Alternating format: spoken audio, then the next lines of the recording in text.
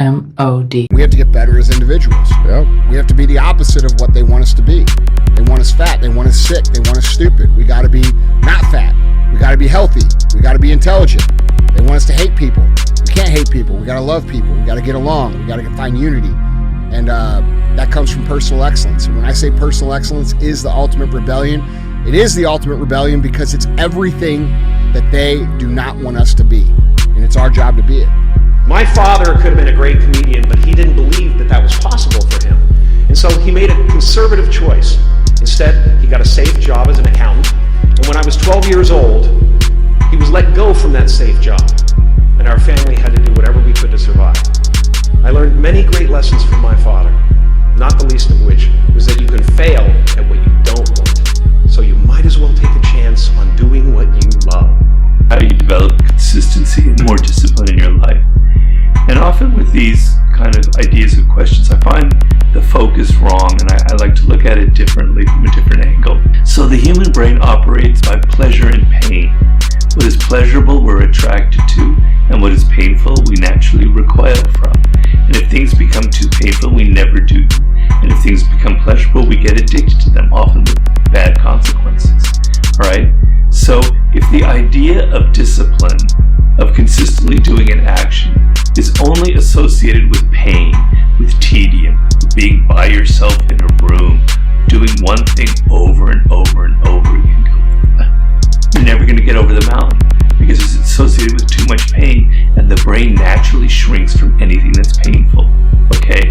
So there has to be pleasure involved. Discipline has to have an element of pleasure.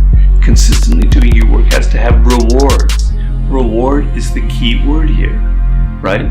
So if you never feel direct, pleasurable sensation from what discipline is giving you, then it's never going to work.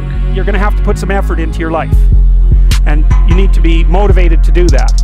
And so what are the potential sources of motivation? Well, you could think about them in the big five manner. You know, if you're extroverted, you want friends. If you're agreeable, you want an intimate relationship. If you're disagreeable, you want to win competitions. If you're open, you want to engage in creative activity.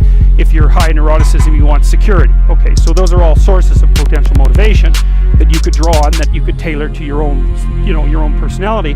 But then there are dimensions that you want to consider your life across. And so we ask people about, well, if you could have your life the way you wanted it in 3 to 5 years, if you were taking care of yourself properly, what would you want from your friendships? What would you want from your intimate relationship? How would you like to structure your family?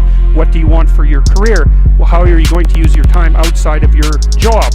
And how are you going to regulate your mental and physical health, and maybe also your drug and alcohol use? Because that's a good place to auger down, because alcoholism, for example, wipes out 5 to 10% of people. So you want to keep that under control.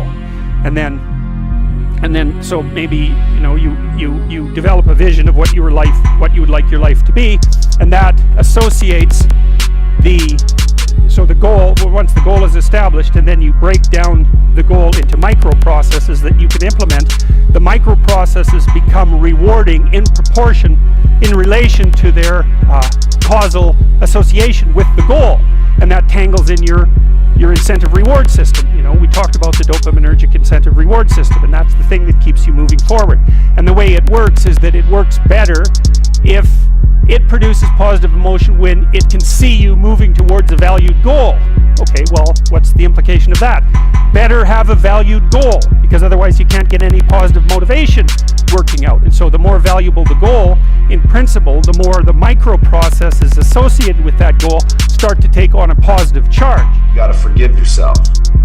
See, a lot of us have done some things in the past, or lied to ourselves, or lied to others, or procrastinated, or all the things we've done has been recorded in our subconscious our whole life. And sometimes we get to the point where deep down, subconsciously, that we're not aware of, we don't think we deserve anything better than we're getting, and that's why we're getting what we're getting. See, you're never going to outperform your own self-image.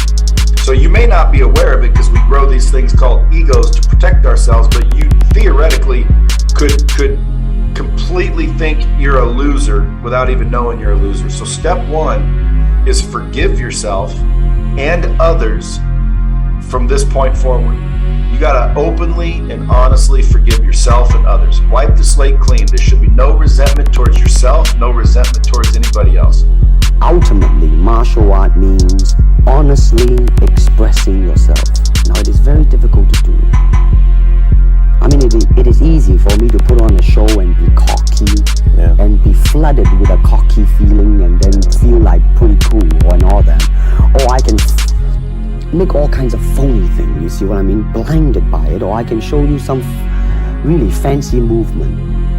But to express oneself honestly, not lying to oneself, and to express myself honestly, now that, my friend, is very hard to do. And you have to train. You have to keep your reflexes so that when you want it, it's there. When you want to move, you're moving. And when you move, you are determined to move. Not taking 1 inch, not anything less than that. If I want to punch, I'm gonna do it, man, and I'm gonna do it, you see. So I mean, so that is the type of thing you have to train yourself into it. Look, the first step that leads to our identity in life is usually not, I know who I am, I know who I am. That's not the first step. The first step's usually, I know who I am not. Process of elimination. Defining ourselves by what we are not is the first step that leads us to really knowing who we are. Well, those people, those places, those things, stop giving them your time and energy. Just don't go there. I mean, put them down. And when you do this, when you do put them down, when you quit going there, and you quit giving them your time, you inadvertently find yourself spending more time and in more places that are healthy for you, that bring you more joy. Why? Because you just eliminated the who's, the where's, the what's, and the when's that were keeping you from your identity. I used to go to bed every night worrying about all the things I did wrong that day, and trust me, the list was long. Now I go to bed trying to focus on that day's moments of joy. It is the greatest irony of my life that losing my husband helped me find deeper gratitude. Gratitude for the kindness of my friends, the love of my family, and the laughter of my children.